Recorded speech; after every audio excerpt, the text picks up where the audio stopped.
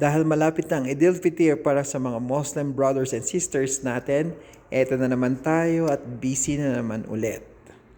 So bilang florista dito sa Saudi Arabia, traditional na nila ang nagbibigay ng gift at isa na doon ay ang candy para sa mga bata.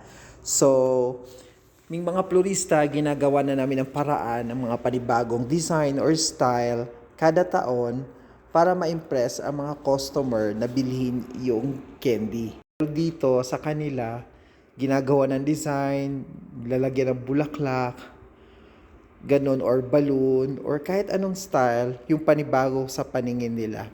Meron ding mga chocolate, ganon, pero mas attract sa mga bata ang candy.